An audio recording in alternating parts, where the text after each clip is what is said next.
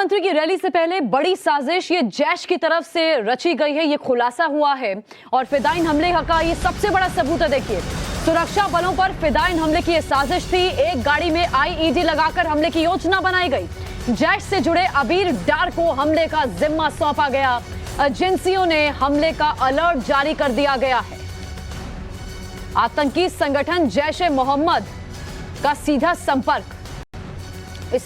संबंध इससे निकलकर सामने आ रहा है। जैश से जुड़ा है अबीर डार, जिस पर हमले की जिम्मेदारी थी। एजेंसियों ने हमले का अलर्ट जारी कर दिया है। तो बड़ी साजिश प्रधानमंत्री की रैली से पहले। अमित हमारे साथ, हमारे सहयोगी जुड़ गए हैं। फिदाइन हमले का सबसे बड़ा सबूत है अमित ये, और जैश की तरफ से ये पूरी प्लानिंग प्लॉटिंग की गई और अबीर डार को इसका जिम्मा सौंपा गया था।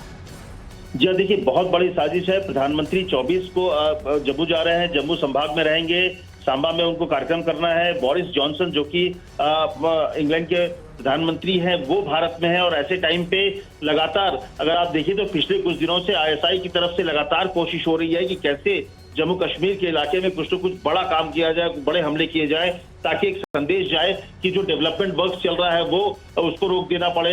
कहीं ना कहीं ये संदेश देने की कोशिश है कि 370 खत्म होने के बाद जो वहाँ एक अच्छा माहौल बन रहा है उसको बिगाड़ने की कोशिश की जा रही है। और इसीलिए जो खुफिया एजेंसियों के जो दस्तावेज हैं वो साफ तौर पे बता रहे हैं कि कैसे जैश ए मोहम्मद एक बड़ी हमले जो 2019 में पुलवामा अटैक हुआ था उसी तर्ज पर एक बार फिर फिदाइन हमले की तैयारी है, जिसमें कहा जा रहा है कि जो डार है आबिर डार, उसको बड़ी जिम्मेदारी दी गई है। एक्सप्लोसिव दे दिया गया है ताकि वो सुरक्षा बलों के जो वाहन है उस पर हमला कर सके, उनको टारगेट कर सके और ऐसे वक्त पर निशाना साधने की कोशिश है। जब प्रधानमंत्री का दौरा होने वाला है अगले 10-15 दिन में, गृह मंत्री के दौरे की चर्चा हो रही है, तो ऐसे में बड़े हमले की साजिश जो है आईएसआई और अमित कुमार शहबाज शरीफ कहते हैं कि हिंदुस्तान के साथ इनको रिश्ते अच्छे करने हैं, अपना पीओके इनसे संभल नहीं रहा और हमारे क्षेत्र में इस तरह आतंकी गतिविधियों को ये और रोक नहीं पा रहे हैं।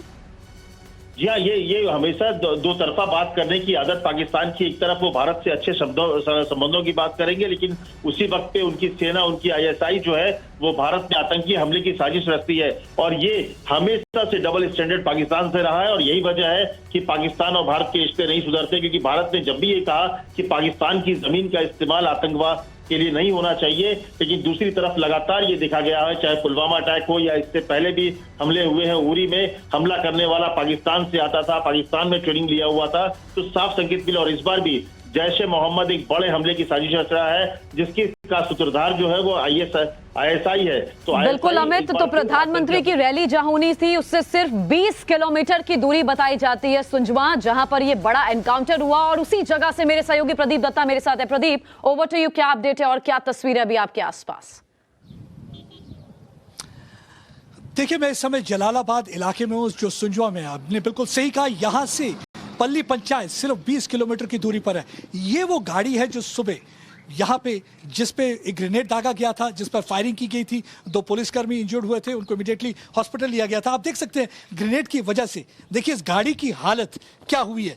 गाड़ी जो स्प्लिंटर्स है ग्रेनेड के, पूरी तरह से इस गाड़ी को नुकसान पहुंचाते हैं और पूरा तरह से सुराख करती हैं और कुछ गोलियां भी लगती हैं। उसके बाद क्या होता है कि थोड़ी देर बाद जब सीआईएसएफ की बस आती है, यहाँ से जब बस गुजर रही होती है तो एक और ग्रेनेड दागा जाता है। पूरी कोशिश हो रही थी कि पुलवामा जैसा ऑपरेशन किया जाए, जैसे पुलवामा में उन्होंने काफी ज्यादा नुकसान पहुंचाया था सीआरपीएफ का, इस बार वो सीआईएसएफ का नुकसान पहुंचाने जा रहे थे। आप देख सकते हैं कि शीशे पूरी तरह से नीचे पड़े हुए हैं, लेकिन जैसे ही सीआईएसएफ के जवान उन पर रिटेलिएटरी फायर करते हैं तो ये टेररिस्ट जो है यहाँ से भागकर गली की ओर जाते हैं। मैं वापस आपके पास आ रही हूँ। हमारे साथ खास मेहमान डिफेंस एक्सपर्ट इस समय राजेंद्र कोचर जी जुड़ गए हैं। सर, स्वागत है आपका।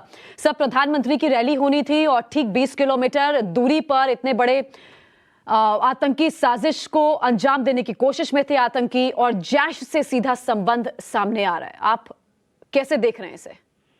देखिए, ये इंटेलिजेंस रिपोर्ट्स काफी पुख्ता होती हैं, बिकॉज हमारी इंटेलिजेंस एजेंसीज, अभी मैंने देखा है कुछ महीने से काफी एक्यूरेट इंफॉर्मेशन आ रही है जम्मू एंड कश्मीर में, और जितने भी आतंकी वहाँ पे जो हमले हो रहे हैं काफी को हमने प्रीएम्प्ट भी किया है। स्पेशली लश्कर के जो भी मॉड्यूल्स वहाँ पे काम कर रहे हैं उनके ऊपर काफी इंटेल है हमारे पास जी। और ये जो इंफॉर्मेशन आ रही है प्राइम मिनिस्टर का जो दौरा, ये एक पाकिस्तान के जो अंदरूनी हालात हैं अभी वो एक स्पॉट हम देख रहे हैं एक्टिविटीज का JNK में, बिकॉज पहले एक